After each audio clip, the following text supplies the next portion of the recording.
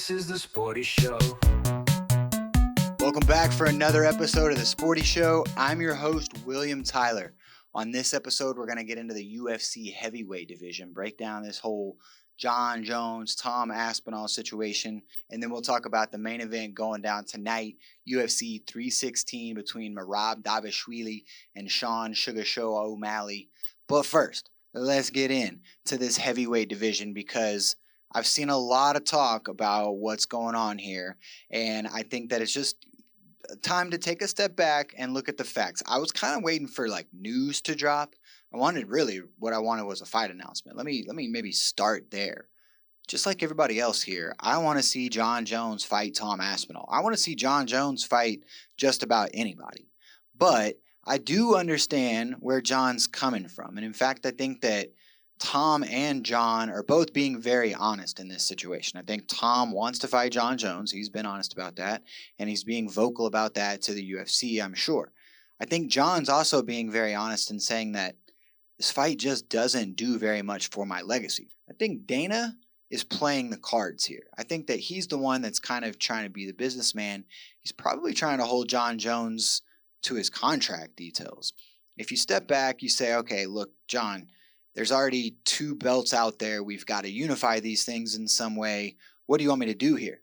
Somebody's got to fight for these belts, and you're under contract. He's under contract. What's the date for the fight? I'm sure that was at least where Dana White started. Now, there's rumors out there that Jon asked for $30 million, and the UFC said that they would pay it, and Jon still said he didn't want to fight based on the fact that Tom just doesn't do it for his legacy.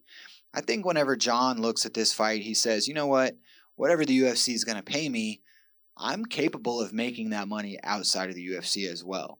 So why go do it against Tom Aspinall, who he's admitted that, is a younger, bigger guy, up and coming guy, capable of dangerous things in the octagon. So he's saying, why go make that money the hard way when I could probably do it the easy way? Why risk my legacy if I don't have to? I think that the reason the UFC hasn't pulled that belt away from Jon Jones is a lot more serious. I think if they pull the belt from Jon Jones, we may have already seen Jon Jones fight in the UFC for the very last time, because what that does is it forces the UFC to set up Tom Aspinall versus Cyril Gane. There's really no one else in that division that makes sense if you're looking at who's a number 1 contender or who is capable of getting the next title shot. The clear answer is Cyril Gane, and that's a fight Cyril Gane could win. If Gane beats Tom Aspinall, he holds the heavyweight title. That leaves Jon Jones with virtually no opponents in the UFC. So if there's no one for him to fight, who knows how long it could be before we get him back into the UFC? Who knows if we ever see him fight in the UFC again? I think that is the risk that Dana White, the UFC, all realize. That's why they haven't stripped him of his title, or at least it could be one reason. I'll give you another reason why. Right now, the UFC needs to be as marketable as possible. They have ended their deal with ESPN. They are shopping or negotiating potentially with people like Netflix and Amazon Prime. And I think that a guy like Jon Jones on your roster means a bigger payday for the UFC. It means that brand, that product is worth more money. And if they strip Jon Jones right now, then you might as well say that he's retired, or he's at least not available for the foreseeable future because of exactly what I just said. There's really no opponents for him there to fight. And so I think right now they probably are holding that news in a little bit.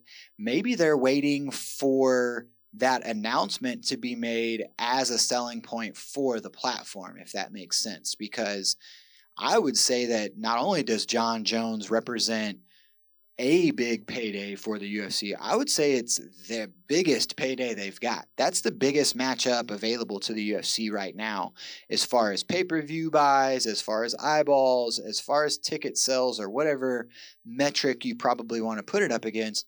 I think if you can book Tom Aspinall versus Jon Jones, that's the biggest fight available to you to make. Now, I could see that being a selling point for Netflix, for Amazon. come and watch the first UFC heavyweight super fight on Netflix. That could be what they're waiting for. You know what? We're going to sell that announcement to the new platform that's going to hold the UFC, and we're going to make some money off of this fight before it's ever even announced. I think there's just a lot of things at play, and everybody's jumping to this conclusion that Jon Jones is scared of Tom Aspinall. That's the craziest thing I've ever heard. No one in the UFC is scared to fight, especially not Jon Jones. I think that argument makes no sense at all. Or he's trying to do everything he can to prevent from getting stripped of the title. I don't think Jon Jones cares at all if he gets stripped of the title. If you go back, look at his career. He's been stripped of the title 3 different times for various reasons, but he never missed a year. He still fought in the UFC every single year from 2008 to 2011. From 2008 to 2020. He won the heavyweight title in 2011. That year, he won the heavyweight title in 2011, and he either fought 3 or 4 different times that year. He beat Mauricio Hual, he beat Rampage Jackson, and he beat Lyoto Machida. All in the same year. All 3 of those guys, all in UFC title fights. Tom Aspinall doesn't have 3 UFC title fights in his entire career yet. So I think that's where the difference in legacies that Jon Jones is talking about, I think that's where he has an argument. He's beat 3 of those guys way back in 2011, all in the same year. Tom hasn't even gotten to his 3rd title fight yet, and you want him to fight the GOAT, the best to ever do it? Let's let the guy grow a little bit. I realize that right now it looks like Jon Jones and Tom Aspinall are the 2 best available. They both have a belt. Why don't we put them in there together? But when you compare those 2 legacies together, it's a little bit more obvious that, okay, we probably need to let Tom Aspinall have a couple more fights before he's ready to go up against a guy like Jon Jones. And I think that might be what Jon is also willing to gamble with, because if they do snatch that title away, they do put Tom Aspinall in there with somebody. The only guy they can put him in there with Cyril Gane. If Cyril Gane beats him, we may lose Jon Jones forever. That's the worst case scenario. But what is the other side of that coin? If Tom Aspinall can beat Cyril Gane, if he can maybe knock him out, emphatically in the first round, then maybe Tom Aspinall has a little bit more of an argument to fight somebody like Jon Jones. In my eyes, personally, I think Tom probably needs a couple more of those types of fights against bigger names before he's ready to fight a guy like Jon Jones. But if those are the only 2 guys available, I think that at least then it's a little bit more marketable, and it's more likely to see Jon Jones fight Tom Aspinall after he's won at least 1 more title fight. At least 1. Technically, he hasn't ever held the unified belt. He's only been an interim champion, technically. So I think Jon Jones has a very good argument here. But I think I realize that if you scratch the surface of this whole scenario, there's a lot of reasons for the UFC not to strip Jon Jones right now. I think we all just need to be a little bit patient, watch how this plays out. The UFC is tied in with the WWE via TKO, and I know that they can't script it, but I think that they do a great job of creating these possibilities for fighters. They've done a great job of laying the foundation and saying, all right, this could be a magnificent moment. Let's go out there and see what happens. And sometimes it hits and sometimes it doesn't. I think that this could be one of those situations where, all right, if we let this cook for a minute, Tom Aspinall grows his brand, grows his legacy, wins at least 1, maybe a couple more fights, then maybe he's ready to fight Jon Jones. I think that is a scenario that they would love to see play out. It's just a gamble because you never know how it's going to happen. They can't script it out just like WWE would. You go back and you look at how lucky we were to get a year's worth of promotion out of Conor McGregor whenever he was leading up to fight Jose Aldo. And then the UFC did such a great job of making that opportunity available to him. Boom, he lands that left hand and shoots off as a UFC superstar after that fight, becomes the Conor McGregor that will be cemented as a superstar and a Hall of Famer for years and years and years in the sport. And I think Sugar Sean O'Malley was on a similar trajectory as Conor McGregor before he got beat by Merab at UFC 306 in the Sphere. It was a very similar arc, and I was loving it. I'm a big fan of Sugar Sean. I've been watching the Sugar Show since day one, and I was ready for him to have his moment at UFC 306. That event was so well marketed by the UFC, and I think Sean did an amazing job of building the hype for that fight as well. So going into it, it was a giant moment for the sport, for Sean, for Vegas and the Sphere and the UFC and Dana and all of those things. It just seemed like this magic moment that could be. And had he landed a head kick knockout, had he done something spectacular like we had seen him do in the past in front of that crowd at the Vegas Sphere, and had his moment similar to Conor McGregor landing the left hand on Jose Aldo, I think he would have punched his ticket. I think he would have gotten a rocket ship and shot off into the stratosphere and became a UFC superstar, very similar to what we've seen in Conor McGregor do after beating Jose Aldo. But that didn't happen. That didn't happen at all. Merab stifled the hype and beat Sugar Sean, took that belt away, and he's done a great job as champion. If you've been watching the Sugar Show and you watched that rise up to that moment at the UFC Vegas Sphere, and then you see him lose, the episode of Sugar Show we've gotten after that loss at the Sphere has been my favorite episode so far. It's been amazing because we just got a different version of him. If the Sugar Sean before the Vegas Sphere was the Joker from the Batman cartoon, the Sugar Sean that left the Sphere is the Heath Ledger Joker. He's the Joker from The Dark Knight. You know what I'm saying? This is the darker version, the more realistic Sugar Sean O'Malley. The Sugar Show has taken a darker, more realistic turn since he lost to Merab at the Sphere, and I have been here for every minute of it. I've loved it.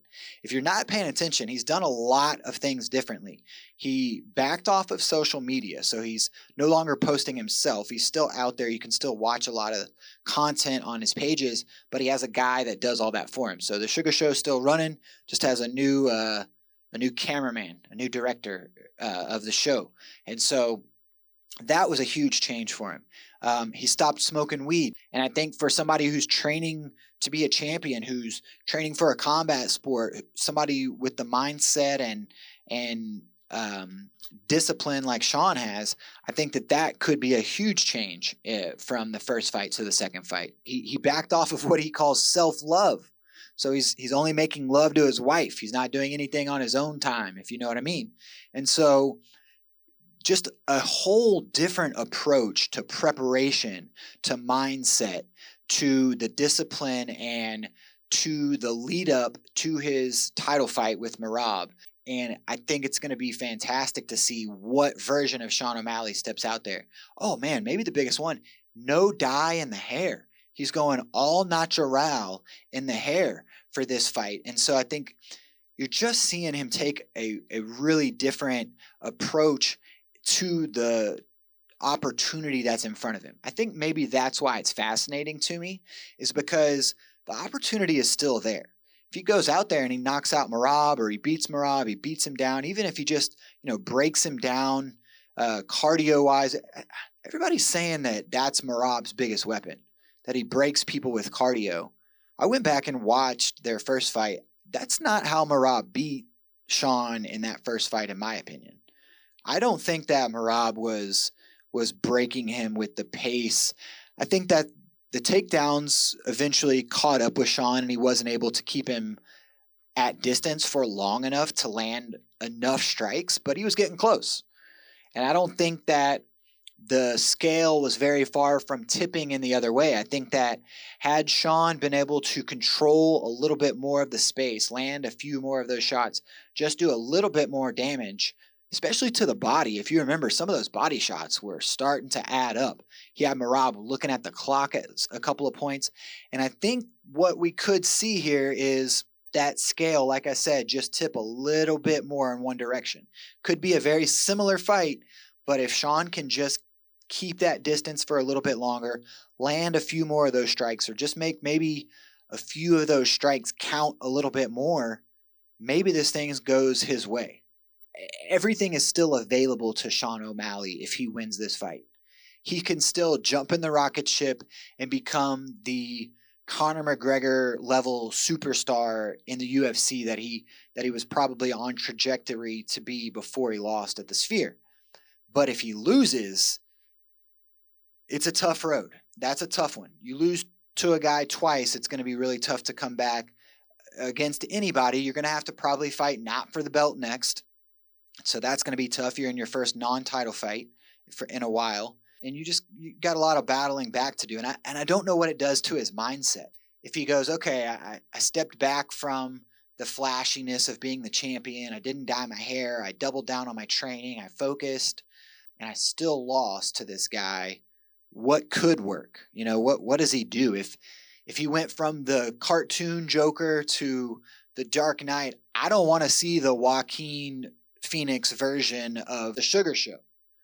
Like, that is not where we need to go. I think we need to win this one, get back on track, and blend those two things together. Blend that old version of the Sugar Show, all of the dyed hair and the Lambos and the Flash, but bring in this Dark Knight character, this Dark Knight version of the Sugar Show as well. Give me that. Give me the natural hair if you need to every now and then. Give me the double down on the training. Maybe we don't need to smoke weed so much during training camp. Whatever the good things that came out of this camp, whatever the good things were from that previous version, let's put all that together, build, boom. Then that momentum that he can ride is even bigger, even stronger. That keeps him going for a long time, and I think he probably does go on to become a Conor McGregor level UFC superstar in the future.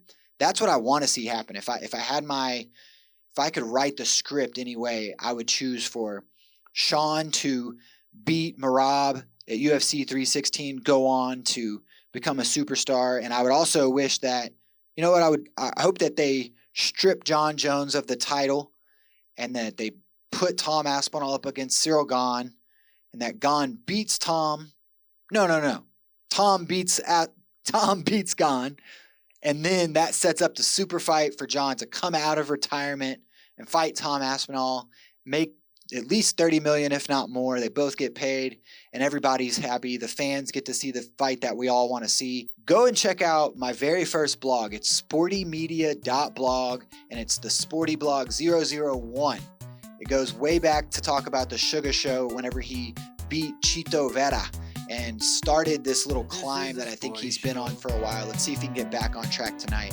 I'm going to write a new blog after the fight, so you can go back to sportymedia.blog and check out that one whenever it drops later next week. And you can check out everything there. Go check us out on TikTok. We're .sporty.media on TikTok. That's at .sporty.media. You can check out our website, www.sportymedia.blog. And don't forget to like and subscribe right here on YouTube, Sporty Media on YouTube. I appreciate y'all checking in. Come back here for another episode real soon. We'll see you on the next one.